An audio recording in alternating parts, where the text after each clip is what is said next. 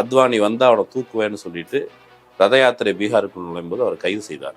அவர் மேல ஜங்லி ராஜ் அப்படின்னு சொல்லி முத்திரை குத்தினாங்க. காட்டாட்சி பார்ப்பன உயர் சாதிகள் ஆக்கிரமிப்புக்கு எதிரான அவருடைய நடவடிக்கைகள் எல்லாமே அதை வச்சுக்கிட்டு அவரை ஒரு ஜோக்கராகவும் அவரை ஒரு வில்லனாகவும் சித்தரிக்கிற ஒரு வேலை. பட்டியல் சாதிகள், பழங்குடிகள், பிற்படுத்தப்பட்டவர்கள், சூத்திரர்கள் இவர்கள்ட்ட நிலம் இருக்கக்கூடாது.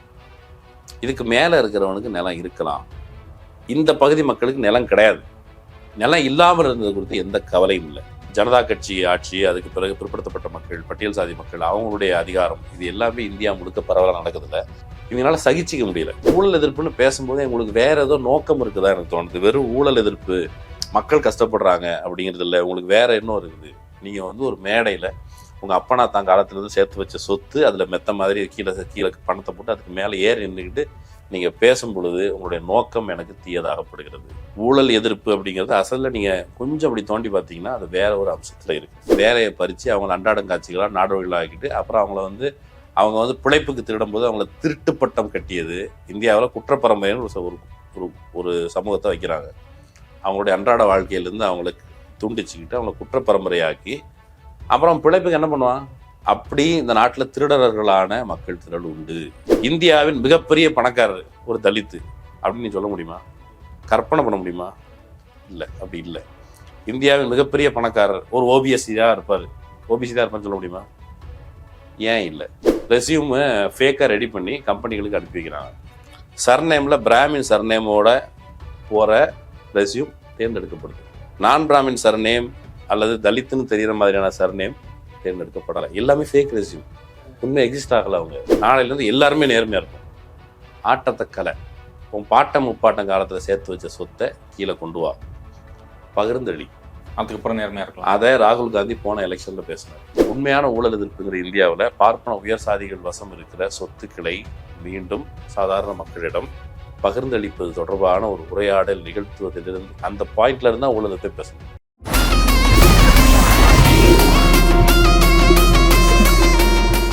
வணக்கம், இது அரண்சை. நான் சதீஷ். இன்றைய நமது போஸ்ட்மார்ட்டம் நிகழ்ச்சியில் நாம் இன்னைக்கு போஸ்ட்மார்ட்டம் பண்ண போகிறது தனி நபரை குறித்தோ அவர் பேசுனதை குறித்தோ இல்லை. வெகு காலமாக நமது முன்னாடி வைக்கப்பட்டிருக்க ஒரு முக்கியமான குற்றச்சாட்டு ஊழல் ஊழல் ஊழல். இந்த ஊழல் அப்படிங்கிறது ஒரு தனிநபர் நிரூபிக்கிறார், வெளியில வரார் அப்படிங்கிறத கடந்து இதற்கு பின்னாடி இருக்க ஒரு மிகப்பெரும் அரசியலை தான் இன்னைக்கு நம்ம போஸ்ட்மார்ட்டம் செய்ய போகிறோம். போஸ்ட்மார்ட்டம் பண்ணுறதுக்கு வழக்கம் போல நம்மளுடைய உள்ளூர் டாக்டர் மகிழன். வணக்கம். வணக்கம். 2 நாளுக்கு முன்னாடி திமுக இருவண்ண கொடி ஒரு நிகழ்ச்சி ஒன்று, புத்தக கண்காட்சி ஒன்று நடத்திருந்தாங்க. அதில் உங்களோட ஸ்பீச் பார்த்தேன். அந்த ஸ்பீச்சில் ஒரு முக்கியமான பாயிண்ட் ஒன்று நீங்கள் எடுத்து வச்சிங்க. 1947க்கு முன்னாடி இருந்து ஒரு ஊழல் இருந்தது, அதை பற்றி எவனுமே கேள்வி கேட்டதில்லை. 1947க்கு அப்புறம் சுதந்திரம் அடைந்து 67ல் திராவிட இயக்கங்கள் ஆட்சிகள்லாம் வந்ததுக்கப்புறம் ஊழல் ஊழல் ஊழல் ஊழல்னு ஒரே குற்றச்சாட்டுகளாக இருக்கிறது. இது ஒரு பெரிய அரசியல் அப்படின்னு நீங்க பேசிருந்தீங்க. அதற்காக நான் ஊழலுக்கு ஆதரவாளன் அப்படின்னு நினைச்சிடாதீங்க. ஆனா இந்த குற்றச்சாட்டுகள் மீதான ஒரு அரசியல் இருக்குது. அதை நீங்க லைட்டா ஒரு 2 நிமிஷம் டச் பண்ணிட்டு போயிட்டீங்க. எங்களுக்கு அது போஸ்ட்மார்ட்டம் செய்யப்பட வேண்டும் இன்னைக்கு. அதனாலதான் இன்னைக்கு உங்கள்கிட்ட என்ன சொல்ல வரீங்க நீங்க? ஆக்சுவலி திமுகவுடைய இருவண்ண கொடிக்கு வயது 75 அப்படிங்கிற ஒரு நிகழ்ச்சி, அதுல தான் சமகால ஊடகங்களில் சமூக நீதி உரையாடல்கள் அப்படிங்கிற ஒரு தலைப்புல பேச அழைச்சிருந்தாங்க. அதில் முக்கியமாக இந்த சமகால ஊடகம் அப்படின்னு வரும்பொழுது, சமகாலம்னா எது சமகாலம் அப்படிங்கும்போது நம்ம பொறுத்தளவுக்கு நம்ம வாழ்ந்த காலத்தை சமகாலம்னு சொல்கிறதா? பொலிட்டிக்கலி ஒரு சமகாலம் இருக்குது. அது என்னன்னு கேட்டால், பார்ப்பன மேலாதிக்கம் கோலோச்சி கொண்டிருந்த கடந்த காலம், பார்ப்பன மேலாதிக்கத்திற்கு எதிரான ஒரு ஸ்ட்ரகிளில் இருக்கிற சமகாலம் அப்படின்னு பிரிச்சுக்கிட்டா, பெரியார் மைய நீரோட்ட ஊடகங்கள் அப்படிங்கிற போது அது ஒரு பார்ப்பன பத்திரிகைகள், பார்ப்பனர்களுக்காக உயர் சாதியினர் நலன்களுக்கு கொஞ்சம் கூட கேடு வராத அளவுக்கு எழுதி கொண்டிருக்கிற ஊடகங்களை சொன்னார். கடந்த காலத்தில் உள்ளது போல இருக்குது அப்படின்னு நினச்சா, நியூசிலாண்டினுடைய ஒரு ரிப்போர்ட் மீடியாவில் இருக்கிற காஸ்ட் ப்ரொபோர்ஷன் பற்றி வரும். அதில் எஸ்சிகளுடைய ரெப்ரசன்டேஷன் எரிட்ரா, அதாவது எந்த செய்தி போடுறது எந்த செய்தி போடக்கூடாதுன்னு முடிவு பண்ணுற இடத்துல இருக்கிறவங்களுடைய ப்ரொபோர்ஷன் 0%. SC 0%, ST 0%. இது ரொம்ப ரொம்ப அலார்மிங்கான ஒரு விஷயம். நாம் மீடியாவை எது தீர்மானிக்குது அப்படின்னா சாதி தான் தீர்மானிக்குது. ஆங்கர் ஒரு 5% தான் இருப்பாங்க எஸ்சி. பிரிண்ட்ல வருகிற 60 விழுக்காடு ஆர்டிகிள்ஸ் பேரோட வரும் தெரியுமா, பைலைன்னு சொல்லுவாங்க. அதில் 60 விழுக்காடு பார்ப்பன உயர் சாதிகள் தான் எழுதுறாங்க. 5% தான் எஸ்சி எஸ்டி. பார்ப்பனர்களுடைய இந்த SC STக்களுடைய வருகை, OBCக்களுடைய வருகை பார்ப்பன மேலாதிக்கத்துக்கு கொஞ்சமாக நடுக்கம் கொடுத்துருக்காங்கன்னா பயங்கரமான நடுக்கம்னே சொல்லலாம்.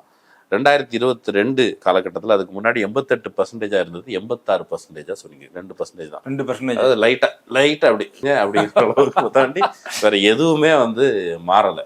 இவங்க எல்லாரும் சேர்ந்து தான் ஒரு மெயின் ஸ்ட்ரீம் நரேட்டிவை செட் பண்றாங்க. ஆராசா 2G வழக்கில் கைது செய்யப்பட்டார். அந்த வழக்கினுடைய மெரிட் என்ன, அதுல ஆராசனுடைய பங்கு என்ன, அவர் தரப்பு பாதகங்கள் என்ன, அது குறித்து பேசப்படலை. ஒரு தலித் ஊழல் செய்து விட்டார், அப்புறம் ஒரு தலித்தை போட்டு இப்படி பாடுபடுத்துறாங்கன்னு சொல்லி கலைஞர் பேசினா இதுலயும் சாதியை கொண்டு வரீங்களா அப்படின்னு சொன்னாங்க. எதுல சாதி இல்லை, அவருக்கு சாதியை கொண்டு வந்தார். இந்த ஆப்ல உங்க மாவட்டம், கிராமம், தாலுக் இது எல்லாத்துலயும் என்ன நடக்குதுங்கிறத நீங்க இங்க இருந்துகிட்டே தெரிஞ்சுக்கலாம். நீங்க பண்ண வேண்டிய ஒரே விஷயம், வேட்டூர் நியூஸ் ஆப்பை டவுன்லோட் பண்ணுங்க. உங்களை சுத்தி என்ன நடக்குன்னு தெரிஞ்சுக்கோங்க. வட இந்திய ஊடகங்கள் எல்லாமே உட்கார்ந்து சமீப காலங்களில் பேட்டிகளில் பல்வேறு விஷயங்கள்ல நம்ம பார்க்கலாம். ஆராசா அவர் பட்ட அவஸ்தை, நீங்கள் வந்து குழந்தைய அப்படி ஃபாலோ பண்ணிட்டே போகிறது, ஒரு திருடனை டீல் பண்ண மாதிரி ஒரு ஃபேர் டீல் அப்படிங்கிறது நடந்ததில்லை. லல்லு பிரசாத் யாதவ் அவரை குறித்து நம்ம கேள்விப்பட்டிருப்போம். லல்லுவை குறித்து நம்ம பேசும்போது இங்கேருந்து பார்க்கும்போது சாமுராய் படம் தான் எனக்கு லல்லுவை பற்றி வந்த முதல் பிம்பம். சாமுராய் படத்தில் அவர் வந்து சாணிகள்லாம் முங்கிட்டு இருந்து விக்ரம் வந்து வெளியே வந்து லல்லுவை அட்டாக் பண்ணுறது அப்படிலாம் இருக்கும்ல, அதுதான் எனக்கு நினைவு வந்தது. ஆனால் லல்லுவை பற்றி படிக்கும்போது அப்படி இல்லை. லாலு வந்து தமிழ்நாட்டில் நடந்த செக்யூரிட்டி கவுன்சில் கூட்டம், இந்திய அளவிலான செக்யூரிட்டி கவுன்சில் கூட்டம், பாதுகாப்பு கவுன்சில் கூட்டம், அதில் பேசும்பொழுது இங்கே வந்து பேசியிருக்காரு. கலைஞர் கூட்டியது, கலைஞர் தலைமைன்னு வந்தா அத்வானி வந்தா அவனை தூக்குவேன்னு சொல்லிட்டு ரத யாத்திரை பீகாருக்குள் நுழையும்போது அவர் கைது செய்தார். அவர் மேல ஜங்லி ராஜ் அப்படின்னு சொல்லி முத்திரை குத்துனாங்க. அது பாத்தீங்கன்னா கீழே இருந்து அப்படி பூஸ்ட் பண்ணாங்க. ஒரு கோர்ட்ல அந்த வார்த்தை கோட் பண்ணப்படுது, மெயின் ஸ்ட்ரீம் ஊடகங்கள் அதை எடுத்துக்கிறாங்க. லாலு மேல ஜங்கிள் ராஜ்னு, ஆராசா மீது 2G இந்த பக்கம் ஜங்கிள் ராஜ். ஏன்னா இவங்க ரெப்ரசன்ட் பண்ற ஐடியாலஜி, பொலிட்டிக்ஸ், மக்கள் யாருன்னா இவர்களுக்கு நேர் எதிரானவர்கள். இவங்க பார்ப்பன மேலாதிக்கத்தை மீண்டு கொண்டு வருவது. 1947 விடுதலை அடைந்ததாக சொன்னாலும் அவங்க பார்ப்பன மேல் சாதிகள் இந்த இது எங்கிட்ட கொடுங்க அப்படின்னு பிரிட்டிஷ்காரங்க கேட்டால் அவங்க கொடுக்காம போயிட்டாங்க அப்படிங்கிற ஒரு காண்ட் இருக்குது. அவங்க தங்களுடைய நலன்களுக்காக தான் கொடுத்துட்டு போனாங்க. இன்னுமே கூட அது சுதந்திரம் வந்து முழுமையாக அவங்க கைக்கு போகலைன்னு சொல்லாம தெரியும், அவங்க இருந்து அதிகாரம் இருந்தது. முழுமையாக பார்ப்பன உயர்சாதி ஆதிக்கத்தை கொண்ட ஒரு இந்து ராஜ்யம் என்கிற அந்த கடவுளுக்கு பார்ப்பன பேஷ்வாக்கள், சித்போன் பார்ப்பனர்களுடைய கைகளுக்கு அதிகாரம் போகலை. அப்போ அந்த காண்டவங்களுக்கு இதை எப்போ ரிவர்ஸ் பண்ணணும். ஆரம்பத்தில் கான்ஸ்டியூஷன் எழுதப்பட்ட போது அவங்க ஒத்துக்கல. இந்தியாவில் டெமோக்ரஸி வரணும், அனைவருக்கும் ஓட்டு அப்படிங்கிறது அவங்களுக்கு பெரிய ஈடுபாடு இல்லை. அவங்க கையில் அதிகாரம் போகலை. அந்த அதிகாரத்தை கொண்டு வருவதற்கான ஒரு மூமெண்ட் தான் RSS. அந்த RSSக்கு எதிராக தொடர்ச்சியாக வேலை பார்த்துட்டு இருக்கார் லல்லு பிரசாத் யாதவ். இங்கே பார்ப்பனர் அல்லாத இயக்கம், திராவிடர் கழகம், அவங்களுடைய லைன் அதுதான். இந்த 2 பேரும் மிக முக்கியமான எதிரிகள்.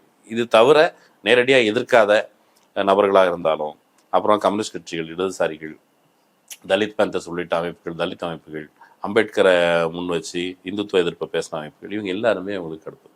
இவங்களை எப்படியாவது நிர்மூலமாக்கணும், ஒழிச்சு கட்டணும், நீண்ட காலமாக வேலை பார்த்துட்டு இருக்கும் பொழுது அதில் ஒருத்தர் சாம்பிள் லல்லு வந்து ஒரு ஜூ வச்சிருக்காங்க. ஏற்கனவே நம்ம சொல்லியிருக்கோம், ஒரு பெரிய ஜூ 4-5 பேர் விளாண்டுட்டு இருக்கும்போது ஜூவை பாதியாக பிரித்து நேஷனலைஸ் ஆகு, விலங்குகளுக்கு விடு, பட்டியல் சாதிகள் ரோட்ல கல்யாணத்தப்போ வந்து தாக்கப்பட்டாங்கன்னா எதுக்கடா தாக்குறாங்கன்னா ரோட்ல நியூசன்ஸ், என்னடா நியூசன்ஸ், கல்யாண மண்டபம் இல்லை, எதுக்கு அவங்களுக்கு கல்யாண மண்டபம் கொடுக்கல, விடு, பெரிய கல்யாண மண்டபம் கிளப்பை 2ஆ பிரி, நீ வந்து சாராயம் வெளிநாட்டு சாராயத்தை குடிக்கிறனா அவன் உள்ளூர் கல்லை குடிச்சிட்டு போறான், நீ வந்து உயர் ரக அசைவ உணவுகள் சாப்பிட்றான்னா அவன் பன்னிக்கறி மாட்டி இல்லை தும்மா, ஆனால் அவனுக்கு அந்த இடத்த பிரித்து கொடு அப்படின்னு சொல்லி பிரித்து கொடுக்குறது. அப்புறம் வந்து பாட்னா தலைநகரம், நீங்கள் இப்போ கூட போயிருப்பீங்கல்ல, ஆனால் அவர் காலத்தில் இப்போ எப்படி இருந்துருப்பாருங்க. பாட்னா தலைநகரம் முழுக்க பார்ப்பன உயர் சாதிகள் ஆதிக்கத்தில் இருந்தபோது அவருடைய கான்வாய் போகும்பொழுதே ஒரு புல்டோசர் போயிருக்குது, பேப்பர் வச்சுக்கிறது. ஏன்டா இல்லீகல், இடி. எது யோகி ஆதித்யநாத் வந்து இடிக்கிற மாதிரி இல்லை, பார்ப்பன உயர் சாதிகள் ஆக்கிரமிப்புக்கு எதிரான அவருடைய நடவடிக்கைகள் எல்லாமே அதை வச்சுக்கிட்டு அவரை ஒரு ஜோக்கராகவும் அவரை வந்து ஒரு வில்லனாகவும் சித்தரிக்கிற ஒரு வேலை. காஸ்ட் மேட்டர்ஸ்னு ஒரு புத்தகம் எழுதியிருக்கார் சூரஜெயங்கடைங்கிறவர். அவர் சொல்கிறாரு லல்லு குறித்து, அங்கே வெளிநாடுகளில் டிபேட் நடக்கும்போது ஒருத்தர் வந்து லல்லு வந்து ஒரு காஸ்டிஸ்ட் அப்படின்னு இருக்காரு. நீங்கள் எதுக்கு அவர் காஸ்டிஸ்ட்ங்க? அவர் வந்து இங்கே ஒரு இங்கிலீஷ் படிச்சிருக்கிறாரு, ஹிஸ்ட்ரி தெரியும் அவருக்கு, மாணவர் காலத்துல இருந்து அவர் வந்து அரசியல் இயக்கங்கள் இருந்திருக்கிறாரு. அவருடைய கான்ட்ரிபியூஷனை நீங்கள் வந்து மறுக்கிறீங்க, அவர் ஊழல்வாதினி முத்திர குத்துறீங்க. மெயின் ஸ்ட்ரீம் ஊடகங்கள் அவர் அப்படிதான் முத்திர குத்துச்சு. ஆனால் அதே லல்லுவுக்கு முன்னாடி ப்ரொடியூசர், அவருக்கு முன்னாடி ஒருத்தர் தான் ஜெகநாத் மிஸ்ரா இருக்குது. அந்த ஆள் தான் அந்த மொத்தம் அந்த ஊழல் வழக்கில் A1 மாதிரி. அந்த ஆள் குறித்து நமக்கு பெரிய அளவில் மெயின் ஸ்ட்ரீம் ஊடகங்கள் தெரியவே செய்யாது, சொல்லவே இல்லை. அப்போ என்ன செய்கிறாங்க அப்படின்னா, சமகாலத்தில் பார்ப்பனர் அல்லாத மக்கள் அவங்களுடைய அதிகாரத்தாலுமே அவங்கள வந்து ஊழல்வாதிகள் முத்திர குத்தி நமக்கு எப்போ அதிகாரம் வந்தது? 47க்கு முன்னாடி பிரிட்டிஷ் ஆட்சி, பிரிட்டிஷ் ஆட்சிக்கு முன்னால் மன்னர் ஆட்சி, சுயராஜ்யம் இருந்ததாக பொதுவாக சொல்லப்படுது. அந்த ராஜ்யத்துக்கும் நமக்கு என்ன சம்பந்தம்? ராம ஆண்டாலும் ராவண ஆண்டாலும் எனக்கு ஒரு கவலை இல்லைங்கிறது ஆக்சுவலி என்ன, மேலே மன்னர்கள் ஆண்டுகிட்டு இருப்பான், கீழே நம்ம வந்து ஒரு ஆடு மாடுகளுக்கு என்ன பொசிஷன் இருக்குமோ, ஆடு மாடுகள் நம்மளை யார் ஆட்சி செய்கிறாங்க அப்படின்னு கேட்குமா, நம்மளை யார் ஆள்றாங்கன்னு கேட்குமா, அதே மாதிரியான பொசிஷனில் தான் மக்கள் இருந்தாங்க. அவங்க சுயமரியாதை உணர்வு பெற்று 47க்கு பிறகு நீண்ட போராட்டத்திற்கு பிறகு நமக்கு ஒருவருக்கு ஒரு வாக்கு ஒரு மதிப்பு அப்படின்னு வந்தோம்ல, இதை அவங்களுக்கு பொறுக்க முடியல.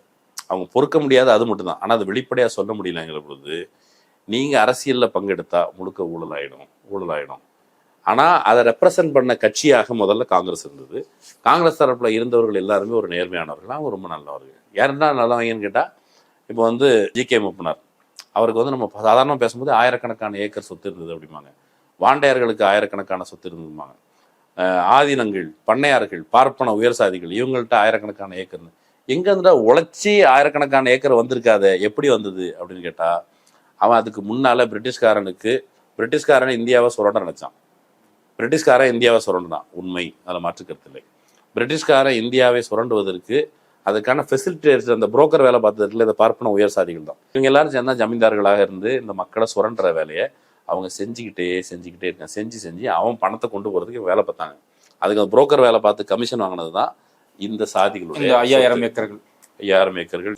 இந்த அளவுக்கு நிலம் சேர்ந்துச்சு இல்லை. இந்த நிலம் எப்படின்னு கேட்டால், இந்த நிலம் லெஜிட்டிமேட், இந்த நிலம் நியாயமானது. எப்படி நியாயமானது? ஏதாவது ஒரு தாட் ப்ராசஸ்லன்னு சொன்னாலும் இதெல்லாம் நியாயமானது. எதில் நியாயமானதுன்னு கேட்டால், வர்ணாசிரம தர்மப்படி பட்டியல் சாதிகள், பழங்குடிகள், பிற்படுத்தப்பட்டவர்கள், சூத்திரர்கள், இவர்கள்ட்ட நிலம் இருக்கக்கூடாது. இதுக்கு மேலே இருக்கிறவனுக்கு நிலம் இருக்கலாம். இந்த பகுதி மக்களுக்கு நிலம் கிடையாது. நிலம் இல்லாமல் இருந்தது குறித்து எந்த கவலையும் இல்லை. ஃபார் எக்ஸாம்பிள், வரலாற்றில் ஒன்று சொல்லணும்னா, திப்பு சுல்தான் வந்து பட்டியல் சாதிகளுக்கு கொஞ்சம் நிலம் கொடுத்தாரு அப்படின்னு சொல்லுவாங்க. அப்புறம் இங்கே பஞ்சமி நிலம், டெப்ரஸ் கிளாஸ் லேண்ட், அது கொடுக்கப்பட்டது. அதுக்கு முன்னால் நில உரிமை இருந்தது. பிரிட்டிஷ்காரன் வர்றதுக்கு முன்னால் பட்டியல் சாதிகளுக்கே கூட நிலம் இருந்தது. அதையும் கூட காலி பண்ணிட்டு மொத்தமாக ஒரு குறிப்பிட்ட ஜமீன்தாரி சிஸ்டத்தை அவங்ககிட்ட கொடுத்து அவங்கள வச்சு கொள்ளடிக்கிற வேலையை பிரிட்டிஷ்காரன் செஞ்ச போது அதில் உண்டு கொளுத்த இந்த கும்பல் 47க்கு பிறகு அதை விட்டு கொடுக்கல. பெரிய அளவில் ட்ரஸ்ட்டு, இந்த ஜமீன்தார்கள் என்ன பண்ணுவாங்கன்னா, ஏழைகளுக்கு தாங்க கூட இருக்கிறவங்களா பார்த்து, அல்லக்கைகளாக பார்த்து நிலத்தை எழுதி வச்சுக்கிட்டு, அல்ல ட்ரஸ்ட் பேர் எழுதி வச்சுக்கிட்டு, அப்படியான வேலைகளை அவங்க செஞ்சாங்க. இது நியாயமானதாக இருந்தது. இப்போ இந்த அரசியல் பங்கேற்பு நடக்குது. 67ல் திமுக ஆட்சிக்கு வருது. அதே போல் 80களில் மண்டல் கமிஷன் குழு பரிந்துரைக்கு பிறகு அந்த காலகட்டத்தில் ஜனதா கட்சி ஆட்சி, அதுக்கு பிறகு பிற்படுத்தப்பட்ட மக்கள், பட்டியல் சாதி மக்கள், அவங்களுடைய அதிகாரம், இது எல்லாமே இந்தியா முழுக்க பரவலாக நடக்குதுல்ல. இவங்களால சகிச்சிக்க முடியல. இப்போ இந்த கருணாநிதிய லைஃப் அப்படின்னு சொல்லி ஏஎஸ் பன்னீர்செல்வம் அவர் எழுதியிருக்கிற புத்தகத்தில் கலைஞர் ஒரு இடத்துல சொல்றாரு, மண்டல் கமிஷன் குழு பரிந்துரை அமல்படுத்தப்பட்டுச்சுல, மண்டல் கமிஷன் குழு பரிந்துரை நடைமுறைக்கு வந்ததில்லை. அதன் விளைவாக இந்த ரைட் விங், இந்த கும்பல், இவர்கள் ஆட்சிக்கு வருவதை முழு மெஜாரிட்டியோட அவருடைய திட்டங்களை நிறைவேற்றுவதை நாம் சில காலம் ஒத்தி போட்டோம். அப்படின்னா என்ன அர்த்தம்? நம்ம தடுக்க முடியாது. அவங்க அந்த அளவுக்கு பலமாக பியூரோக்ரஸில் இருக்கிறாங்க. ராமர் சிலையை வந்து பாபரி மஸ்ஜிதில் வச்சா அப்போவே அது இருக்கட்டும்னு சொல்லி தீர்ப்பு எழுதுனா பின்னாடி சங்கிகள் கூட்டத்தில் போய் சேர்றான். அந்த அளவுக்கு பியூரோக்ரஸியில் முழுக்க அதுக்காக வேலை பார்த்தவங்க இருந்தாங்க. இவங்க எல்லாரும் சேர்ந்து இந்த பக்கம் ஆட்சிக்கு மக்கள் வந்தோடனே அவங்கள ஊழல்வாதிகள்னு முத்திர குத்துறாங்க. ஆனால் அவங்கள பொறுத்தவரைக்கும் ஊழல்னா என்ன, எது ஊழல்னா என்ன? உங்களுக்கு ஹிந்தி தெரியும். ஊழல் என்ன சொல்றாங்க? பிரஷ்டாச்சார். இப்போ பிரஷ்டாச்சாரம் ரெண்டா பிரிப்போம். பிரஷ்ட ஆச்சார். தமிழ்நாட்டில் ஆச்சாரமாக நடந்துக்கப்பா அப்படின்னு சொல்லுவாங்கல்ல. ஆச்சாரமாக நடந்துக்கிறதுனா என்ன? ஒரு பட்டியல் சாதியை பார்த்து ஆச்சாரமாக நடந்துக்கிறதுன்னு சொல்கிறோம் சும்மா. அது என்ன? நீ பிறரை தீட்டுப்படுத்தாமல் நடந்துக்கொள், கட்டப்பாவாக இரு. ஆமாம், நீ வந்து அவனுடைய நிழல் அவன் மேலே படாமல் நடந்துக்கோ, காலில் செருப்பு போடாத, அந்த தெருவுக்குள்ளே போகாத, கோயிலுக்குள்ளே போகாத, பொதுவான சிவில் உரிமைகளை பெறாத, பொது குளத்தில் தண்ணி குடிக்காத, இது எல்லாம் தான் நீங்கள் ஆச்சாரமாக நடந்துக்கிறது. ஒரு தலித்து பொறுத்தல ஓபிசின்னு சொல்கிறாங்களே, அவங்களுக்கு வந்து நேரடியாக இந்த அளவுக்கு தீண்டாமை இல்லைன்னா அவர்கள் மேலேயும் தீண்டாமை இது உண்டு. அது வேறு வடிவத்தில் கோயிலுக்குள்ள வரக்கூடாது, இந்த கம்பத்து வரதான் வரணும், இதை தாண்டி வரக்கூடாது, இது எல்லாமே தீண்டாமை. இதுதான் ஆச்சாரமாக இருப்பது. இது மட்டுமா ஆச்சாரமாக இருப்பது? சூத்திரன்னு சொன்னால் சேவை செய்து பிழைக்கணும். நீ சொத்து சேர்க்கக்கூடாது. சொத்து சேர்க்காமல் இருக்கிறது தான் ஆச்சாரமாக இருப்பது. சொத்து சேர்த்தால் ஆச்சாரத்தை மீறுவது, ஆச்சார பிரஷ்டமாவது, பிரஷ்ட ஆச்சாரம். சொத்து சேர்க்க ஆரம்பிச்சதும் நீ ஊழல் செய்யறன்னு முடிவு பண்ணிட்டாங்க. சொத்து சேர்க்கறது மட்டும், நீ காலில் செருப்பு போட்டையா, அது பிரஷ்டாச்சார், அது ஊழல். ஒரு சொத்து வந்திருக்கு காலில், ஆமா, சுயமரியாதைங்கிற சொத்து வருது இல்லை, அதே பிரஷ்டாச்சாரம். அது உனக்கு வந்து எப்படா என்னை வாடா போடாங்கிறன்னு சொன்னா அதே பிரஷ்டாச்சாரம் தான். தோளில் துண்டு போட்டையா, அது பிரஷ்டாச்சாரம், ஊழல். ஆமா, இது எல்லாமே ஊழல். அதுல ஒரு பகுதி தான் சொத்து சேர்த்து கொள்வது. இந்தியன் இந்துத்துவ சிஸ்டத்துல நீங்கள் சுயமரியாதையோடு வாழணும்னு நினைக்கிறது இருக்குல்ல, அதுவே ஊழல் தான். நீங்கள் இந்த சிஸ்டத்துக்கு கீழே இப்போ வந்து கீழவன்மணியில் அரைபடி நெல் கேட்டாங்கல்ல கூலிக்கு, அதுவும் பிரஷ்டாச்சார். யார் பிரஷ்டாச்சார்? கோபாலகிருஷ்ணன் நாயுடு பிரஷ்டாச்சார் கிடையாது, அவர் சேர்த்து வச்ச சொத்து. அரைபடி நெல் கேட்டான்ல, அது பிரஷ்டாச்சார். அந்த பிரஷ்டாச்சாருக்கு எதிராக கோபாலகிருஷ்ணன் நாயுடு செய்த அந்த கொலை, அது வந்து பிரஷ்டாச்சாரை ஒழிப்புது, ஊழலை ஒழிப்புது. ஏன்னா சுயமரியாதை கேட்குறான். அப்படிதான் இந்தியன் ஹிந்து சிஸ்டத்தில் புரிஞ்சுக்கணும். இப்பவும் கூட ரைட்டியஸா இப்போ வந்து இது எதை வச்சு அதை சொன்னோன்னா, நீங்களும் வந்திருந்தீங்களே, நம்ம அந்த பெங்களூர் போயிருந்தோம் பத்திரிகையாளர்கள் கூட்டம். ஆமா, அதில் ஒரு நைட்டு லஞ்சு அப்போ வந்து நம்ம எல்லாரும் பேசிட்டு இருக்கும்போது, பத்திரிகையாளர்கள் எல்லாரும் உட்காந்து பேசிட்டு இருக்கும்போது, நம்ம ஒவ்வொருத்தரும் ஒவ்வொரு கதையை சொல்ல, தாராயை பற்றி சொன்னால் எல்லாரும் உச்சி கொட்டினாங்க. எனக்கு டக்குன்னு இந்த உச்சி கொட்டுறது இருக்குல்ல, சே எவ்வளோ பாவம், எதுக்கு நீங்கள் பாவப்படுறீங்க? அடுத்த கேள்வி, நீங்கள் பாவப்படுறதுனால எனக்கு என்ன நன்மை? 25 வருஷம் ஒரு குடிசை பகுதிகளில் ஸ்லம்ல, ஏசியாவுடைய மிகப்பெரிய குடிசை பகுதி வாழ்ந்து எதனால் வாழ தள்ளப்பட்டேன்? எனக்கு முதல் கேள்வியே அரசியல் தொடர்பாக வந்த கேள்வி அதுதான். ஆச்சாரம். நான் ஏன் ஏழையா இருக்கேன்? அதுதான் எனக்கு ஃபர்ஸ்ட் வந்த கேள்வி. ஏன் ஏழையா இருக்கேன்? நீ என்ன சாதியில் பிறந்த? இந்த சாதியில் பிறந்தா ஏழையா இருக்கணுமா? ஆமாம், அதுதான் இந்த சிஸ்டம் ஆர்டர். அதனால தான் நீ வந்து பல ஆயிரம் கிலோமீட்டர் கடந்து போய் இன்னொரு இடத்துல பிழைப்பு தேடி அலைய வேண்டியது. உன்னுடைய சொந்த ஊர்னு சொல்லப்படுற அந்த ஊரில் உனக்குன்னு ஒதுக்கப்பட்ட ஒரு தெரு இருக்கும். அந்த தெரு இருந்தாலும் உனக்கு நிலவுடைமை அதிகம் கிடையாது. பிழைப்பு தேடி பிழைக்கணும்னா நீ வேற ஊருக்கு மைக்ரேட் ஆகி போகணும். நமக்கு மட்டும் இல்லை, நீங்கள் பீகார், உத்தரப்பிரதேசிலேருந்து அவன் பிழைப்பு தேடி வர்றான்ல, அவன் கணிசமான பட்டியல் சாதியில் பிற்படுத்தப்பட்டவர்கள் பழங்குடிகள். என்னோட சொத்து இல்லை. நீங்கள் அதிலிருந்து சொத்து சேர்க்கறதுக்கு, வாழ்கிறதுக்கு பிழைப்பு தேடி தான் வர்றான். அப்போ அதை வந்து பேசும்போது நாங்கள் இவ்வளோ மைக்ரேட், அப்போ நீங்களாம் மைக்ரேட் ஆகிறது இல்லையே. கமலா ஹாரிஸ் வந்து மைக்ரேட் ஆகலை. அவங்க வந்து எங்கே மைக்ரேட் ஆகலை இருக்காங்க அவங்க. ஆமாம், அவங்க வந்து பக்கத்து ஊருக்கு, இப்போ அவங்க கமலா ஹாரிஸ் ஃபேமிலியை வந்து சேலத்தில் போய் கல்லடைக்க போச்சு, கேஜிஎஃப்ல தங்க எடுக்கிறதுக்கு கூலி வேலைக்கு போனாங்க. போயிருக்காங்களா? போக மாட்டாங்க. அவங்க பாம்பேக்கு வந்து ரயில்வேல வேலை பார்க்க போனாங்க. இங்கேருந்து நடந்தே போனாங்க. எங்கள் தாத்தா சொல்ல கேட்டுருங்க, ஒரு கணிசமாக மாட்டு வண்டி கட்டிட்டோ அல்லது நடந்தோ கூட கொஞ்சம் கொஞ்சமாக போய் இங்கே போயிருக்கிறாங்க. ஒரு எடுத்துக்காட்டுக்கு நம்ம மக்கள் பட்ட பாடுகளை சொல்லும்போது தான் இவங்க ஊழல் மயிரெல்லாம் சொல்லும்போது வர்ற கடுப்பு. ஒரு பழங்குடியை பற்றி கேள்விப்பட்டேன். அவர் ஜார்க்கண்ட் பகுதியில் படுத்திருந்தாராம். கடுமையான குளிர், ஜனவரி மாதம். அந்த பகுதியில் வர்ற கங்காணி ஒருத்தன் அவருக்கு போர்வை கொடுத்துருக்கான். என்ன கொடுத்தான்? அந்த போர்வைக்கு வேலை எவ்வளோ இருக்கும்? என்ன வேலை இருக்கும் போர்வைக்கு? ஏதோ ஒரு போர்வை, கம்பெனி போர்வை. எப்போ, எந்த வருஷத்துல? பிரிட்டிஷ் காலத்தில் ஒரு அணா, 1 அணா 2 அணா அந்த மாதிரி ஏதாவது ஒரு. ஆனால் ஆக்சுவலி அவர் கொடுத்த வேலை என்ன தெரியுமா? அவருடைய வாழ்க்கை. அந்த போர்வையை போத்திட்டு கொஞ்ச நாள் கழிச்சு போர்வை காசு கொடுன்னு இருக்கான். அவர்கிட்ட இல்லை. அவரை கூட்டு கொண்டு அஸ்ஸாம் தேயிலை எஸ்டேட்டில் விட்டான். வாழ்நாள் முழுக்க வேலை பார்த்துருக்காரு. ஒரே ஒரு தப்பிச்சு வர்றதுக்கு அவங்க முயற்சி பண்ணியிருக்காங்க. ஒருத்தர் தப்பிச்சு வந்துட்டாரு, அங்கேயே இறந்துருக்காரு. ஒரு பிரிட்டிஷ் பாதிரியார் சொல்றதுக்கே ரொம்ப ரொம்ப கஷ்டமா இருக்குது. எவ்வளவு கஷ்டங்கள் நம்ம மக்கள் பட்டிருக்கிறாங்க. ஒரு பாதிரியார்கிட்ட போய் வயசான காலத்தில் அவங்க அம்மா வந்து ஒரு கடிதம் எழுதியிருந்தாங்க. கடிதம் எழுதி, என் புருஷனை காணல, கண்டுபிடிச்சு கொடுங்க. சரி,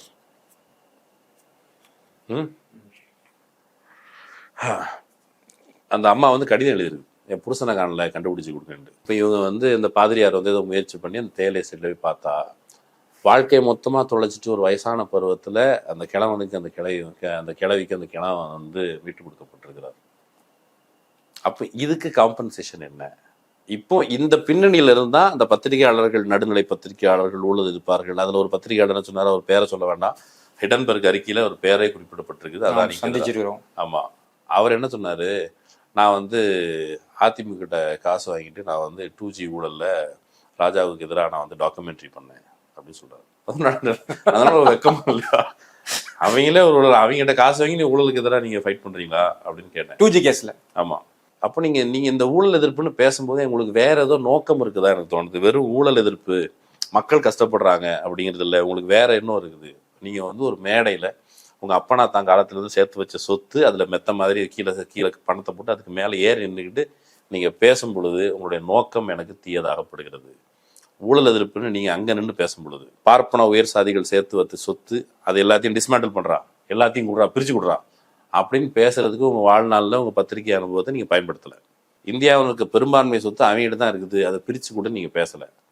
ஆனா இங்க இருந்து வர்ற ஒருத்தன் காசு சேர்த்துட்டானோன்னு அவசரமா வந்து ஊழல் தடுங்க, இந்தியாவுக்கு சுதந்திரம் கிடைச்சதா இல்லையா, சுதந்திரத்தை பாதுகாக்கணும் அப்படின்னு பேசும் பொழுது உங்க மேல டவுட் வருது. ஒடுக்கப்பட்ட ஒரு சமூகத்துல இருந்து வந்ததுனாலேயே ஊழல் அப்படிங்கிறது வந்து நியாயமாக்கிடலாமா? இப்போ எது ஊழல்? அது வந்து இப்போ பின்னால ஒரு தியரியாக அவங்க வந்து ஒரு மாரல் ஹைல இருந்து பேசுறாங்க. இன்னொருத்தர் பொருளை திருடுவது நியாயம் இல்லை, மாற்று கருத்து இல்லை. ஆனால் ஒரு மக்கள் அவங்க வேலை பார்த்துட்டு இருப்பாங்க, வேலையை பறித்து அவங்க அன்றாடம் காட்சிகளாக நாடோடிகளாக்கிட்டு அப்புறம் அவங்க வந்து பிழைப்புக்கு திருடும்போது அவங்கள திருட்டு பட்டம் கட்டியது. இந்தியாவில் குற்றப்பரம்பரைன்னு ஒரு ஒரு ஒரு சமூகத்தை வைக்கிறாங்க. அவங்களுடைய அன்றாட வாழ்க்கையிலேருந்து அவங்கள துண்டிச்சுக்கிட்டு அவங்கள குற்றப்பரம்பரையாக்கி அப்புறம் பிழைப்புக்கு என்ன பண்ணுவான்? அப்படி இந்த நாட்டில் திருடர்களான மக்கள் திரள் உண்டு. இப்போ அவன் திருடனா இல்லையா? அவன் பரம்பரை ஆக்கப்பட்டான். அவன் பரம்பரை திருடனா? அப்போ இதையும் இதோட சேர்த்து தான் ஒரு விஷயத்தை புரிஞ்சுக்கணும். எனக்கு வந்து சரி தப்பு அப்படிங்கிற பைனரியில் 2ல் 1 தொடு அப்படின்னு ஒரு விஷயத்தை புரிஞ்சிக்க முடியாது. இப்போ இந்த விஷயத்தில் இப்போ இவ்வளோ துன்ப துயரத்திற்கு இடையில வந்தவங்க நீங்கள் உங்களுடைய உச்சி கூட்டுறீங்களே, இதுக்கெல்லாம் என்ன சொல்கிறீங்க? இந்த விஷயங்கள்லாம் எப்படி கேட்பீங்க? நீங்கள் உங்களுடைய ஊழல் எதிர்ப்புங்கிறது எங்கெல்லாம் அலைன் ஆகுது? 2011 அண்ணா ஹசாரேங்கிற ஒரு பேர்வழி, அந்த ஆளி மிகப்பெரிய நம்ம தாவேகா தலைவர் விஜயெல்லாம் கூட போய் சப்போர்ட் பண்ணார். அவர் எவ்வளோ பெரிய பேர். அந்த அண்ணா ஹசாரேயுடைய ராலேகான் சித்திக்கு போனால் அந்த ஊரில் வந்து ஊரை பச்சை பசேல்னு இருக்குது. ஆமாம் இருக்குது. அந்த ஊரில் அசைவம் சாப்பிடக்கூடாது. ஆனால் போனவொடனே பொட்டி கடையில் கரம் மசாலா மட்டன் மசாலா பாக்கெட் தந்துச்சு. இது ஏன்டா அந்த ஊரில் வந்து புகை பிடிக்கக்கூடாது? என்ன இது புகை பிடிக்கக்கூடாதுன்னு சொல்லிட்டு இருக்கேன். பக்கத்தில் பார்த்தா அவர் தம் அடிச்சிட்டு இருக்கான். பார்த்தோன்னா தம்ம கீழே போட்டு ஃபோட்டோ மதிக்காலோ அப்படிங்கிறான். இது 2.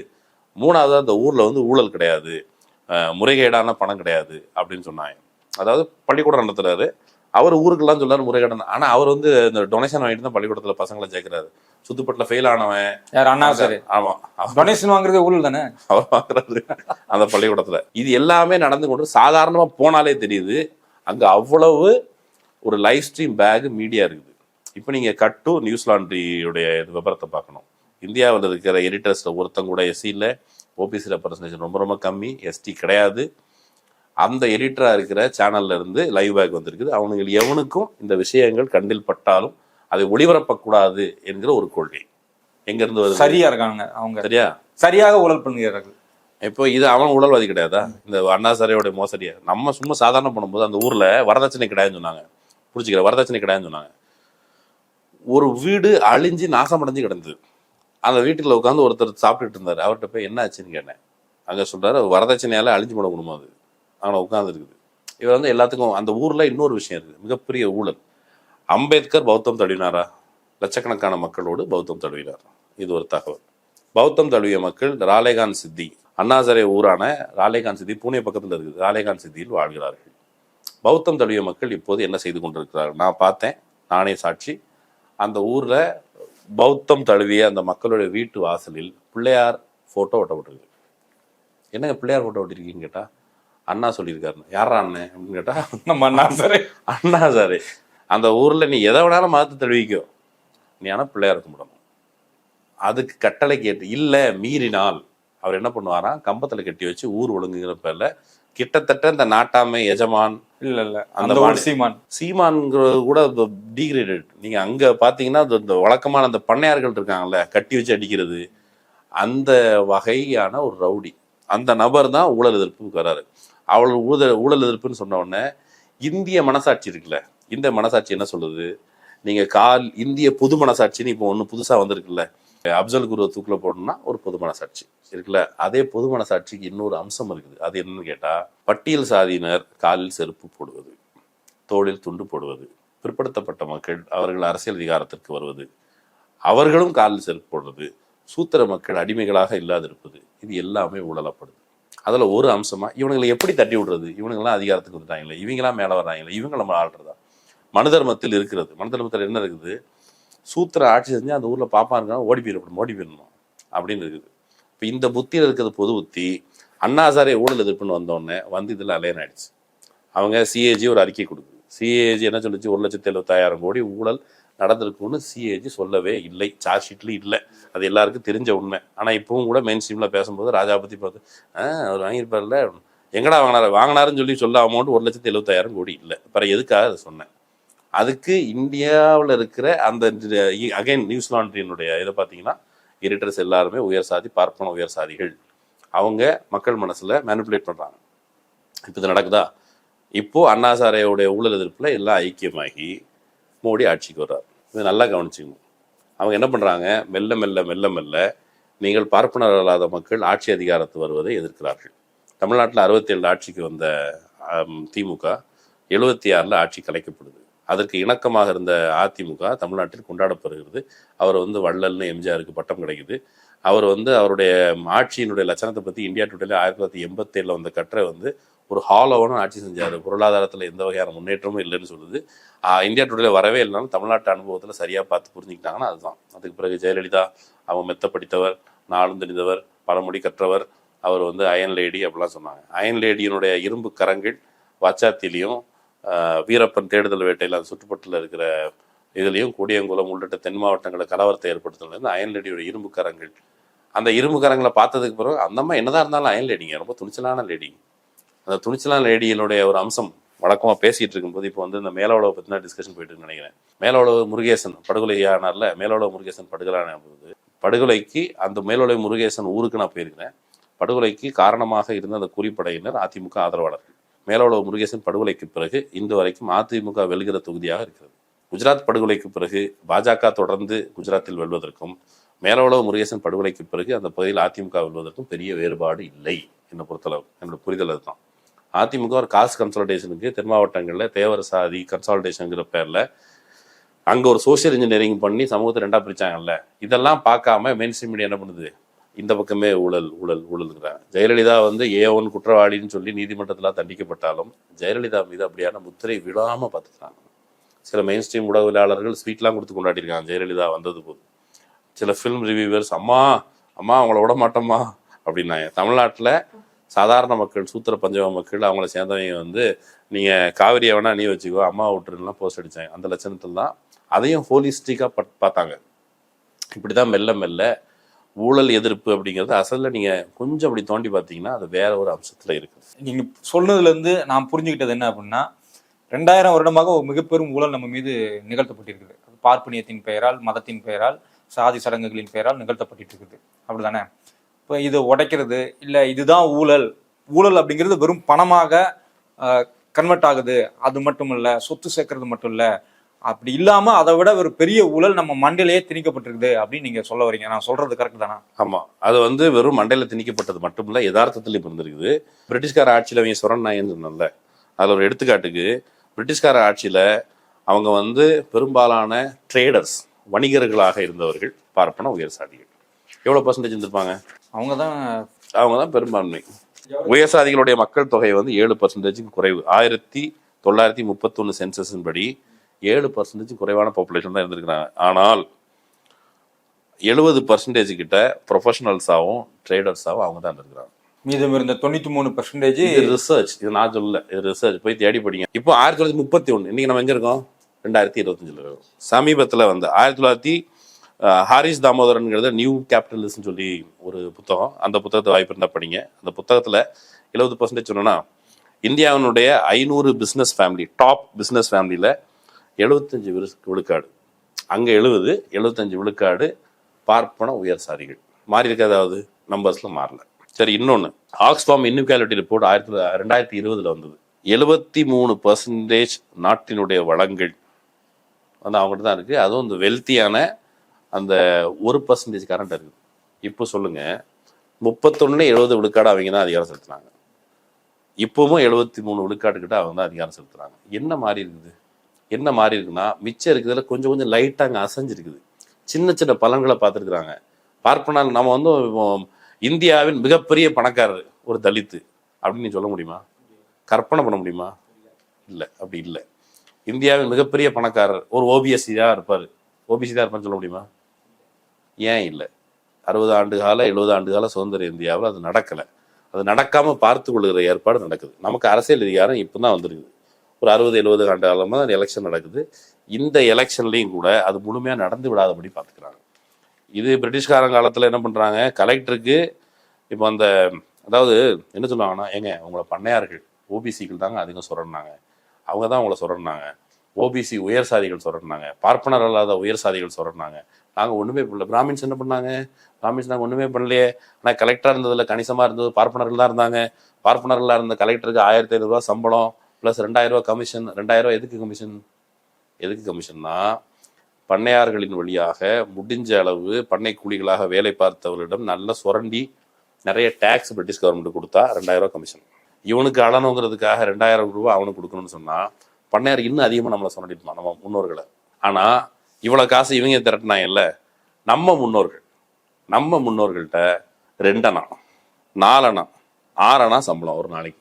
6 அணா சம்பளம் உங்களுக்கு, அவனுக்கு மாசத்துக்கு 3500 ரூபாய் கமிஷனே 2000 ரூபா, மாச சம்பளம் கிட்டத்தட்ட 3000 ரூபா எடுத்துடும். இந்த டிஸ்பாரிட்டி போக போக போக நடக்குது. இந்த டிஸ்பாரிட்டி முடிஞ்சதுக்கு பிறகு ஏதாவது இப்படி சேர்த்து வச்சான்ல, நம்மளை சுரண்டி சேர்த்தான்ல. இப்போ வந்து நம்ம வீட்டில் வந்து ஒருத்தர் திருடிட்டு போயிட்டான், நியாயமா என்ன பண்ணணும்? திருப்பி வாங்குவோம் கிடையாது. இந்திய தர்மப்படி என்னன்னா, திருடிட்டு போயிட்டார்ல, நீங்களே வச்சுக்கோங்க. நீங்கள் கம்ப்ளைண்ட் கொடுத்ததை கம்ப்ளைண்ட்டை வாபஸ் வாங்கிக்கோங்க, நீங்களே வச்சுக்கோங்க. இப்போ நீங்கள் என்ன பண்ணணும்? நீங்கள் ஒரு 50 பவுன் நகையை விட்டுருக்கீங்கன்னா, நீ 50 பவுன் நகை இல்லாமல் வாழ பழகணும். அவன் 50 பவுன் நகையை வச்சு சந்தோஷமாக வாழுவான். இதுதான் தீர்ப்பு அப்படின்னு சொன்னால் ஒத்துப்போமா? ஆனால் இந்திய ஜனநாயகம் என்பது அப்படியான தீர்ப்பு தான். அவன் 50 பவுன் வச்சவன் கொண்டு போயிட்டான். அவன் காலங்காலமாக திருடிட்டு போயிட்டான். இன்னையிலேருந்து யாரும் சண்டை போடக்கூடாது. நீங்கள் உழைச்சி முன்னேறுங்க. இந்த உழைச்சி முன்னேறது, உழைக்கிறதுக்கான சோர்ஸ், அந்த சோர்ஸை எல்லாம் அம்பேத்கர் மொழியில் சொன்னா, பிழைப்பதற்கான போதிய ஆதாரமின்றி பொருளீட்டுவதற்கான அனைத்து வழிகளையும் அடைத்து விட்டு ஒரு சிறையில் வைத்திருக்கிறது இந்த இந்து மதம் அப்படின்னு சொல்றாரு. செட்டப் அப்படிதான் நம்ம இருக்கிறோம். இதுல நம்மிலிருந்து போகிற பார்ப்பனல்லாத மக்களை பிரதித்துவப்படுத்த மேல போகிறவர் மேல இப்படியான குற்றச்சாட்டுகளை வைக்கிறாங்க. இது குற்றச்சாட்டை வைக்கிறாங்க அப்படின்னு நம்ம ரொம்ப ரேண்டமா சொல்ல வேண்டாம். ஆசிஸ் நந்திங்கிற ஒரு சமூக ஆய்வாளர், அவர் என்ன சொல்றாரு, இந்தியாவில் இருக்க எஸ்சி ஓபிசிலாம் வர்றாங்களே, அவங்களாம் அரசியலுக்கு வந்தாலும் ஊழல் பெருகிடுச்சு அப்படின்னு சொல்லிட்டாங்க. பயங்கரமான எதிர்ப்புகள்லாம் வந்தது. தேடி பாருங்க, ரொம்ப முன்னாடி கிடையாது. அப்படி சொன்ன உடனே பிரிண்ட் பத்திரிக்கை ஒரு சர்வேக்கு போகுது. சர்வேக்கு போய் கிரவுண்டில் செக் பண்ணுறாங்க. அவங்க ஒரு எஸ்சி தொகுதி எடுத்துக்கிறாங்க. எஸ்சி தொகுதி எடுத்துக்கிட்டு ஒரு பார்ப்பன உயர் சாதி தொகுதி எடுத்துக்கிறாங்க. இப்போ இந்த தொகுதியில் என்ன பார்க்கணும்? எஸ்சி தொகுதியில் ஊழல் அதிகமாகிடுச்சு, ரைட்டு. இவங்க தொகுதியில் ஊழல் அதிகம் இல்லை, ரைட்டு. நீங்கள் வந்து பிராமின்ஸ், ரொம்ப ஓகேவா இருக்கீங்க.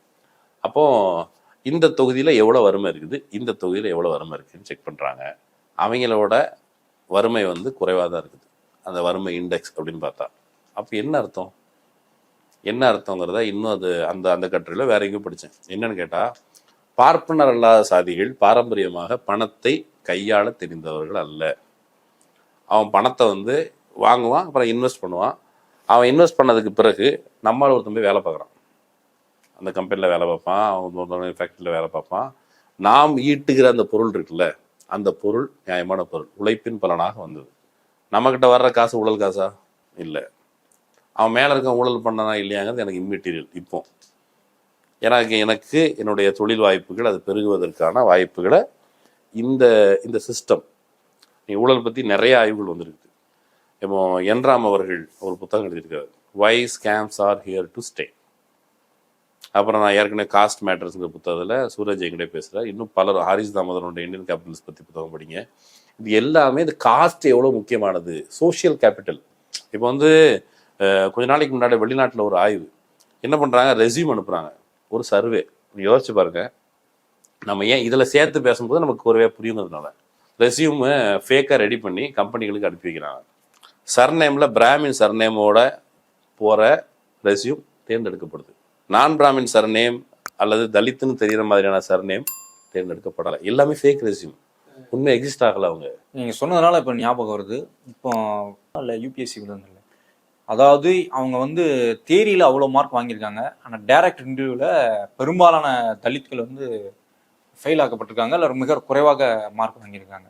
இது எல்லாமே அந்த அடிப்படையில், ஏன்னா இது ஃபங்க்ஷன் ஆகுது. இந்த ஃபங்க்ஷனுக்குள்ளே வாழும் பொழுது நம்மிடம் போதிக்கப்படுகிற நேர்மை, இந்த நேர்மை போதிக்கப்படுகிற நோக்கம், இது கேள்வி கேட்கப்படாமல் அப்படியே ரைட் நம்ம நேர்மையாக இருக்கணும். நேர்மை என்ன மைத்துக்கிட்டா நேர்மையாக இருக்கணுன்ற சாதாரண கேள்வியை மக்கள் கேட்கணும். கரப்ஷன் வந்து இந்தியாவை பொறுத்தளவுக்கு நிறைய பணத்தை திருடிடுது. அது வந்து ஒரு 2% ஆஃப் ஜிடிபி, 3% ஆஃப் ஜிடிபி, அவ்வளோ வேணா இருக்கலாம். ஆனால் அது வந்து மொத்தமே, ஃபார் எக்ஸாம்பிள் என்ராம் அவர்கள் சொல்கிறதன்படி 2017 வாக்கில் அந்த புத்தகம் எழுதுறாரு, ஒரு 4% ஜிடிபியை வந்து அது வந்து எடுத்துக்குது. இந்த ஊழல் 4% ஜிடிபி எடுத்துக்குது, ரைட்டா? நீங்கள் என்ன பண்ணி எதெல்லாம் ஊழல் இன்னும் இதில் பண்ணால் 4% ஜிடிபி எடுத்து இதை கொஞ்சம் ஒதுக்கி வைங்க. நான் சில கேள்விகள் கேட்பேன். இந்தியாவில் ஜிஎஸ்டின்னு ஒன்று வந்துச்சா? ஜிஎஸ்டிங்கிறது என்ன? பொதுவில் எங்கள் வீட்டு பக்கத்தில் ஒரு அண்ணாச்சி இருப்பார். அண்ணாச்சி கடையில் போய் நாங்கள் அவர் பேங்க்கு போக மாட்டார், இங்கனுக்குள்ளேயே சுற்றிட்டு இருக்கோம். அண்ணாச்சி டேக்ஸ் கட்டு இங்கே கொண்டு வர்றது கேட்டால் நாங்கள் எக்கனாமியை ஃபார்மல் ஆக்குறோம்னு சொல்லி. இந்த பார்ப்பனர் இல்லா மக்கள் வழக்கமான அவர்களுடைய முறையிலேயே அவங்களுக்குள்ள ஒரு வர்த்தகம் வணிகம் சுரண்டு கொண்டது இல்லை. அந்த பணத்தை மொத்தமாக பேங்க்கு கொண்டு வர்றது, டிமானிட்டைசேஷன் சொல்லி எல்லாத்தையும் பேங்க் கொண்டு வந்தேன். பேங்க் கொண்டு வந்து நீ என்ன பண்ண? காசை திரும்ப கொடுத்தியா? காசை திரும்ப கொடுக்கறதுக்கு மாற என்ன பண்ணுற? நீ இந்த பணத்தெல்லாம் வேவ் ஆஃப் பண்ணிகிட்டு இருக்க. அம்பானிக்கும் அதானிக்கும் அவர்களுடைய பிஸ்னஸ் வெல்த்தியாக இருக்கிறதுக்கும் அப்போ என்ன பண்ணுற? நாங்கள் திரட்டுகிற காசையும் எடுத்துக்கொண்டு நீ அவங்ககிட்ட கொண்டு வைக்கிற. நீ நேர்மையாக நடந்துக்கல. ஹிடன்பர்க் அறிக்கை அதானியை ஒரு மோசடி பெருவழின்னு சொல்லி குற்றச்சாட்டு போது என்ன நடவடிக்கை எடுத்த? நடவடிக்கை எடுக்கலை. எலெக்ஷன் வரும்போதெல்லாம் இடி வருது.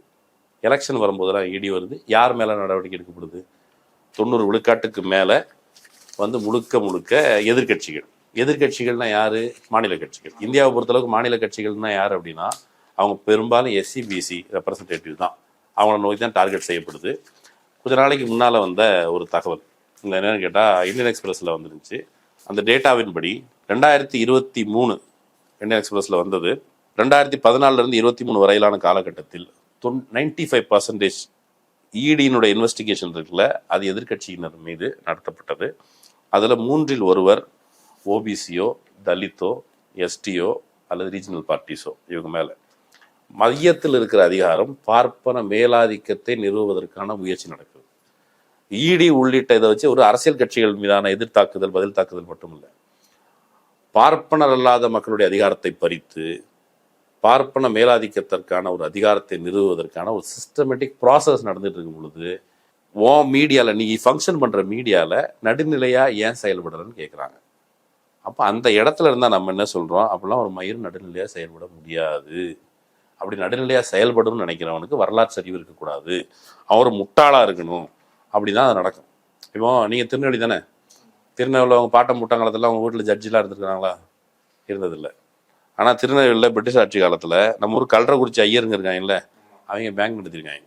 நாட்டுக்கோட்டை செட்டியார் பர்மா செல்வனில் போய் அங்கே வட்டி கொடுத்து அங்கே தின்னுருக்குறாங்க. இவங்க அங்கேயும் தின்னுருக்காங்க. இந்த நாட்டுக்கோட்டை செட்டியார் சாதியை சார்ந்தவர்கள் இப்போது உழைத்து வாழ்பவர்கள் அவர்கள் பண்ணிக்குவோம். ஆனால் அன்னைக்கு நடந்தது பர்மாக்காரங்க சொல்கிறது தான். அந்த ஊரில் போய்ட்டு பர்மாவில் இருக்கிற மக்களை பர்மியர்களையும் சேர்த்து அவங்கள்ட்ட வட்டி கொடுத்து அவங்கள லூட் பண்ணி பர்மா தேக்கில் வீடு கட்டிட்டு வந்துடுறாங்களே, அது பர்மா மக்களை அவங்கள பாடாப்படுத்தி அந்த ஒரு மக்கள் அதுக்கப்புறம் 70களில் அவங்கள அடிச்சு பற்றி இப்படி தான் நடந்திருக்கு. இந்தியாவில் அப்படி எதுவும் நடக்கலை. இந்தியாவில் இந்த சுரண்டல் பேர்களில் அக்கம் பக்கமாக வாழ்கிறோம்.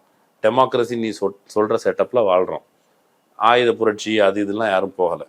நாங்கள் கேட்குறது காலமாக இடஒதுக்கீடு பற்றி பேசும்போதும் சரி, இதை பற்றி பேசும்போது சரி, நேர்மையை பற்றி நம்ம நாளையிலேருந்து கூட முடிவு பண்ணலாம். நாளையிலேருந்து எல்லாருமே நேர்மையாக இருக்கும்.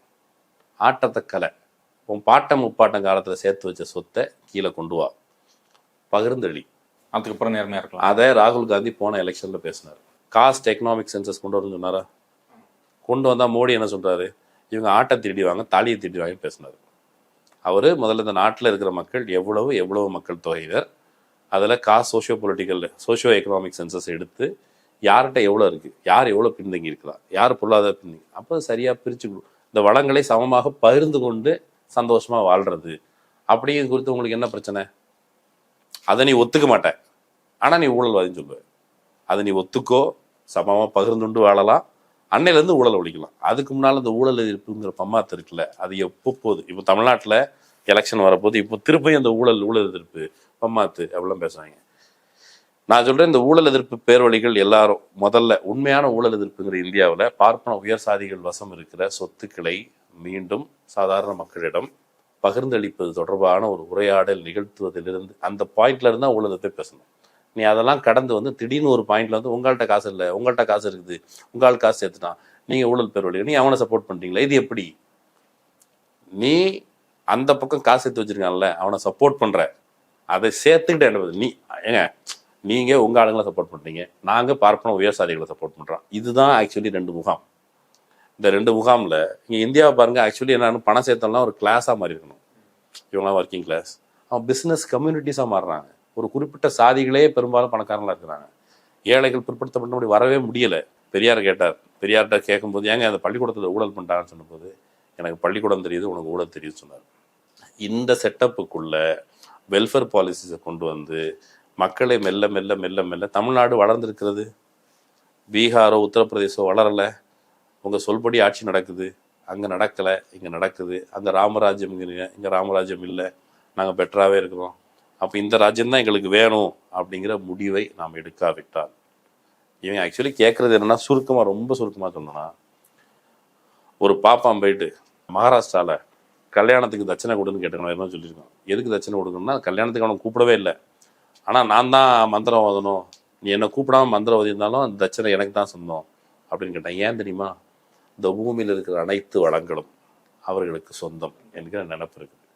அதில் நீ உழைச்சி சொத்து சேர்த்தா கூட, உழைச்சி சொத்து என்ன பண்ணுறாங்க, நீங்கள் உழைக்கிறீங்க, உங்கள் வருமானத்தில் ஒரு பகுதியை டேக்ஸுங்கிற பேரில் பல்வேறு வகையில் எடுத்துகிட்டு போயிடுறாங்க. உங்கள் உழைப்பின் பலனை முழுமையாக அனுபவிக்க முடியாது. உழைத்து வாடு, பலனை எதிர்பார்க்காது அப்படின்னு சொல்கிறான்ல, அது இப்போவும் நம்மகிட்ட சொல்லிட்டு இருக்கான். அதுதான் பெரிய ஊழல், அதுதான் மிகப்பெரிய ஊழல்.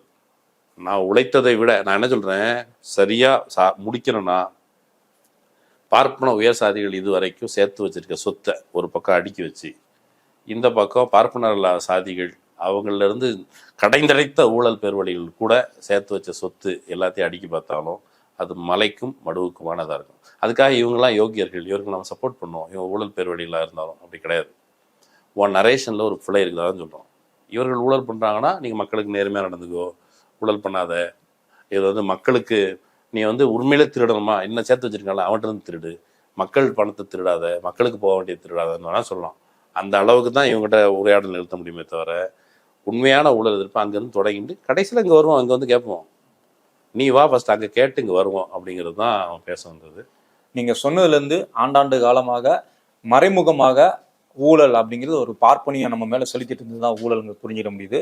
அப்புறமான மிகப்பெரிய ஊழல்கள் 2G ஊழலாகட்டும், இல்லை மாட்டுத்தீவன ஊழலாகட்டும், அரசியல் பழிவாங்ககள், யாரெல்லாம் பார்ப்பனியை எதிர்ப்பு பண்ணாங்களோ அவர்களை எல்லாம் ஊழல் குற்றச்சாட்டு சுமத்தி தான் உள்ள தூக்கி வச்சிருக்காங்க.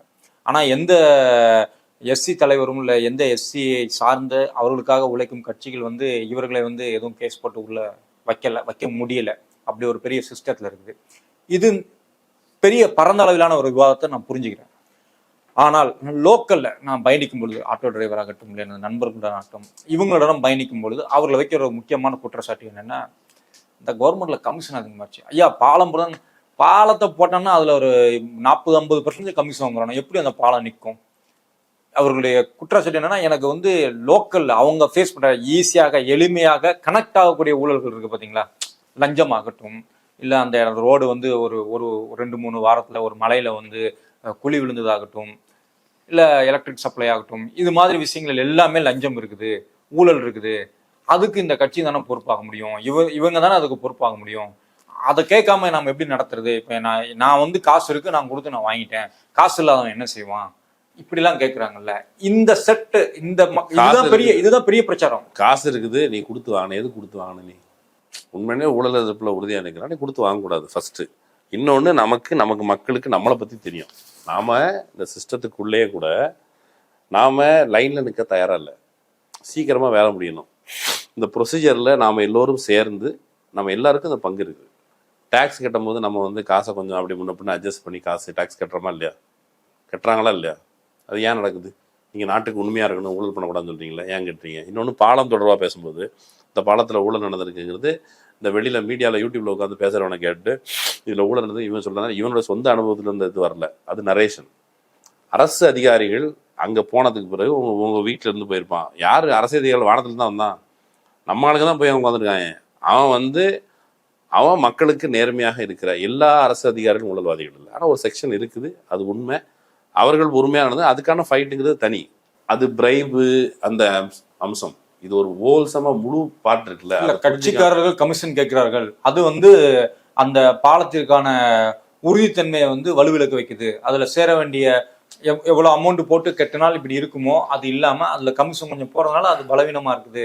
இதுதானே மிகப்பெரிய குற்றம். தமிழ்நாட்டில் இப்படியான சுச்சுவேஷன்ஸ் ரொம்ப ரொம்ப கம்பேரிட்டிவ்லி கம்மி. இது தேடி பார்த்தாலே நமக்கு எல்லாத்துக்கும் தெரியும். இப்போ இந்த ஜெமினி பாலம் இருக்குல்ல, அது எப்போ போட்டது? அண்ணா மேம்பாலம். ஜெமினி மேம்பாலம் சொல்வதை வன்மையாக கண்டிக்கிறேன். அண்ணா மேம்பாலம் எப்போ போட்டது? அது 70களே போட்டாங்க. அது இப்போ வரைக்கும் இருக்குது. அது ஊழல் நடந்துருச்சு, காசு வாங்கிட்டாங்க. ஏன் அது வரைக்கும் அங்கே நிற்குது? இன்ஃப்ராஸ்ட்ரக்சரில் கண்டிப்பாக தமிழ்நாடு பெட்டராகவே வேலை பார்த்துருக்குது. பத்தலை போதலைங்கிறது நம்முடைய ஜனநாயக ரீதியான குரல், அதை நம்ம பேசலாம். ஆனால் ஊழல் ஏன் இருக்குங்கிறது அரசியல்வாதிகள் மேலே போட்டுட்டு மற்றபடி நம்ம எல்லாரும் யோகியர்கள் அப்படின்னு நாம் புனிதப்பட்டம் வாங்கி கொள்ளக்கூடாது. ஒரு சிஸ்டமேட்டிக் இஷ்யூ. அந்த இஷ்யூவை நம்ம வந்து ஒரு தனிநபர் விஷயமா சேர்த்து சுருங்கி புரிஞ்சிக்கக்கூடாது. ஒரு எடுத்துக்காட்டுக்கு இது மட்டும் கடைசியாக சொல்லி முடிச்சிடுறேன். சத்ரபதி சிவாஜி மகாராஜ் எப்படி ஆண்டாருன்னு நமக்கு தெரியாது, ஆனால் அவரை பற்றி எழுதினாலும் எழுதி வச்சிருக்கேன். ஆனால் சிவாஜி மகாராஜ் அன்றைக்கு இருந்த மன்னராட்சி முறையின்படி பல இடங்களில் படையெடுத்து அவர் ஆட்சிக்கு வர்றார். வந்தவரை நீ ஆட்சிக்கு வரக்கூடாது, மக்கள் வேணான்னு சொல்லலை, ஆனால் பார்ப்பனர்கள் சொன்னாங்க வரக்கூடாதுன்ட்டு. ஏன்னா நீ வந்து சத்திரியன் இல்லை, நீ சூத்திரன். அப்புறம் அவர் காசு கொடுத்து தான் சர்டிஃபிகேட் வாங்கினார். சத்ரபதி சிவாஜி மகாராஜ் ஊழல்வாதியா இல்லையா? அவர் காசு கொடுத்து தான் சர்டிஃபிகேட் வாங்கினார். அவர் ஊழல்வாதியா இல்லையா? அவர் மகாராஜாவா ஆயிருக்கக்கூடாது. இவங்களுடைய பார்ப்பனதர் அன்னைக்கு அந்த இடம் தானே இருந்துச்சு. சத்திரியன் தான் மன்னர் ஆகணும்னு இருந்தபோது காசு கொடுத்தா அவர் காசு சர்டிஃபிகேட் வாங்கினார். அவர் வாங்கலாமா இல்லையா? இடஒதுக்கீடு வந்துச்சு. இடஒதுக்கீடு வந்தபோது இடஒதுக்கீடு தமிழ்நாட்டில் கம்யூனல் ஜியோ நடைமுறையில் இருந்த பொழுது இந்த சம்பக்கம் துறை அந்த கேஸ் உண்டு. அந்த கேஸில் வந்து டாக்டர் சீட்டுக்கே அப்ளை பண்ணாதவங்க போய் கோர்ட்டில் கேஸை போட்டு இதை ரத்து பண்ணாங்க. கேட்டால் நீ உழைச்சி வா, படிச்சு வா அப்படின்னு சொன்னாங்க. அதுக்கு எவ்வளோ தூரம் ஃபைட் பண்ண வேண்டியது இருந்தது. அது ஊழலா இல்லையா? நம்ம மீதான ஒரு அத்துமீறல், அது ஊழலா இல்லையா? இந்த விஷயங்கள் தொடர்பாக கேள்வி கேட்கும்போது அவங்க எப்படி இருக்கிறாங்க, நம்ம எப்படி இருக்கோங்கிறதுக்கு. ஒருத்தர் வந்து இந்த ஜென்டில்மேன் படத்தில் பெட்டாக்ஸில் வண்டி ஆடுற மாதிரி சீன் எடுத்திருப்பாங்கல்ல, அதுக்கு வந்து ஆக்சுவலி ரெஃபரன்ஸ் யாருன்னு கேட்டால் ரஜீவ் கோஸ்வாமின்னு ஒரு ஆள். அந்த ஆள் வந்து மண்டல் கமிஷன் குழு பரிந்துரை அமலுக்கு வந்த பொழுது அந்த ஆள் தீ குளிச்சும்போது சில தீக்காயங்களோட தப்பிச்சுட்டு வெளிநாட்டுக்கு ஓடிப்பிட்டான். வெளிநாட்டுக்கு அவங்க நம்ம மைக்ரேட் ஆகிறோம் பீகார்லேருந்து இங்கே வர்ற மாதிரி அவர் வந்து அமெரிக்காவுக்கு போய் செட்டில் ஆகிட்டார். அமெரிக்காவுக்கு போய் செட்டில் ஆனதுக்கு பிறகு அவங்க திரும்ப இங்கே வர்றாங்க. இந்தியாவுக்கு வரும்பொழுது அவங்க என்ன சொல்கிறாங்க, இந்தியாவுக்கு அவங்க அம்மா வராங்க. அவங்க அம்மா வந்து என்ன சொல்கிறாங்க, என்ன நடக்குது இங்கே மெடிக்கல் இந்த மருத்துவத்துறையில் உயர்கல்விக்கு இடஒதுக்கீடு தொடர்பு போராட்டம் நடக்குது. எதுக்குன்னா இடஒதுக்கீடு கொடுக்கக்கூடாதுன்னு ஒருத்தர் கூட்டம் போராட்டம் நடந்தது. அந்த போராட்டத்திற்கு துணையாக நிற்பதற்கு அமெரிக்காவிலேருந்து அந்த அம்மா வந்துட்டு என் பையனுடைய ஆத்மா இப்போ தான் சாந்தி அடையும் அப்படிங்குது. அவன் பாருங்கள் அவங்களுடைய ஆன்மா எதில் இருக்குது.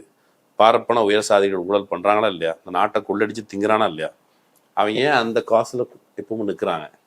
நாம் பொலிட்டிக்கலாக அவராக இருந்தால், பொலிட்டிக்கலி எஜுகேட்டடாக இருந்தால், பொலிட்டிக்கலி ட்ரிகர்டாக இருந்தால், நம்ம ஆளுங்களே இருந்தாலும் அரசியல் ரீதியாக ஒழுங்காடுறாடே அப்படின்னு சொல்கிறதுக்கான வலு நமக்கு வரும். நம்ம ஆளுங்களையும் சட்டையை பிடிச்சி ஒழுங்காக வேலை பாருங்கன்னு பிடிச்சி வைக்கிறதுங்க வலு நமக்கு வரும். நம்மளை வலுப்படுத்திக்கிட்டா நம்ம ஆளுங்க ஊழல்வாதிங்கிற முத்திரைக்குள்ளே ஆளாக மாட்டாங்க. இவங்களுடைய வரலாற்று ரீதியான ஊழலையும் அப்போ தான் நம்ம ஒழிக்க முடியும். அதர்வைஸ் அந்த குஜராத்தில் ஆன்டி ரிசர்வேஷன் ப்ரொட்டஸ்ட் ரொம்ப மும்முரமாக நடந்து கொண்டு அதை ஆர்கனைஸ் பண்ண நபர்களில் ஒருத்தர் மோடி. அவர் வந்து மதக்கலவரத்தை நிகழ்த்தியவர் மட்டும் இல்லை, ஆன்டி ரிசர்வேஷன் பாலிசியில் முன்னின்று வழிநடத்தியவர் மோடி. அவர் தான் பிரதமராக இருக்கிறார். அவருடைய ஆட்சியின் கீழ் நாம் வரலாற்றில் மீண்டும் ஒரு முறை அடிமையாவதற்கான வாய்ப்பு இருக்கிறது. ஆகவே இந்த சப்ஜெக்ட் நம்ம டிஸ்கஸ் பண்ணுறோம். இதை வந்து ஒரு சப்ஜெக்ட் ஆஃப் டிஸ்கஷன். இதில் நம்மக்கிட்ட குறைபாடுகள் இருக்கலாம், தியரட்டிக்கலாக என்ன சொல்கிறது, டெக்னிக்கலாக சில டேட்டாவில் அது குறைபாடுகள் இருக்கலாம். ஆனால் இன்டென்ஷன் குறைபாடானது இல்லை. நீங்கள் அது விரிவாக மக்கள் வந்து அதை விவாதத்துக்கு எடுத்துக்கணும். ஏன்னா நம்மளை வந்து மாரலாக குத்திக்கிட்டே இருக்கான், டேய் நீங்கள் தப்பு அப்படின்ட்டு. அவங்க அளவுக்கு நம்ம தப்பு இல்லை. அது அப்படி தான் புரிஞ்சிக்க முடியும். நாம் அதை ஒன்றும் வேகமாக ஒன்றும் பரப்பணும். அதுதான் இன்னும் கலந்து கொண்டு பல டேட்டாக்களோடு ஊழல் அப்படிங்கிறத என்னமோ 2G இல்லை மாட்டுத்தீவன ஊழல் அப்படிங்கிறது சுருக்கிடாமல் ஊழலுங்கிறது வேறு விதமான அரசியல் அப்படிங்கிறது தெளிவாக புரிய வைத்தமைக்கு நன்றி. மக்கள் பார்க்கட்டும். மக்கள் வந்து தயவுசெய்து உங்களோட கருத்துக்களை வந்து கமெண்ட்ல பதிவு பண்ணுங்க. உங்கள் பார்வையில் இது வந்து சரியா இருக்குதா, தப்பா இருக்குதா, இல்லை இதில் வேறு மாற்று கருத்து இருந்தாலும் நீங்கள் பதிவு பண்ணுங்க. அடுத்த நிகழ்ச்சியில் கூட கேள்வி தயவு செஞ்சு சேனலை சப்ஸ்கிரைப் பண்ணுங்க. இன்னுமே நிறைய பேர் சப்ஸ்கிரைப் பண்ணாதவங்க வந்து சேனலை பார்க்குறாங்க. சப்ஸ்கிரைப் பண்ணீங்கன்னா அது வந்து நாங்கள் இன்னும் பரவலாக மக்கள்கிட்ட போய் சேர்றதுக்கு எங்கள் சேனலெல்லாம் மக்கள் மதிக்கிறாங்க அப்படின்னு யூடியூபுக்கும் தோணும். யூடியூப் வந்து சேனலை இன்னும் புஷ் பண்ணும். ஸோ நீங்கள் சப்ஸ்கிரைப் பண்ணீங்கன்னா எங்களை வந்து இன்னும் அதிகமாக பூஸ்ட் பண்ணும். எங்களுக்கு வந்து இந்த மாதிரி நிகழ்ச்சிகளுக்கு உழைச்சி வேற விவரங்களை கொண்டு வந்து சேர்க்கறதுக்கு எங்களுக்கும் உற்சாகமாக இருக்கும். அதை வந்து மக்கள் செய்யணும். அதோட கூடவே இன்னொரு விஷயம் என்னன்னு கேட்டால், எங்கள் சேனலில் ஒரு விளம்பரம் வருது, அந்த வேட்டு நியூஸ் அப்படிங்கிறது. அந்த வேட்டு நியூஸ் ஆப்பை பொறுத்த மட்டில் அதில் வந்து நீங்கள் உலக செய்திகள் வந்து உள்ளூர் செய்திகளையும் பார்க்கலாம்.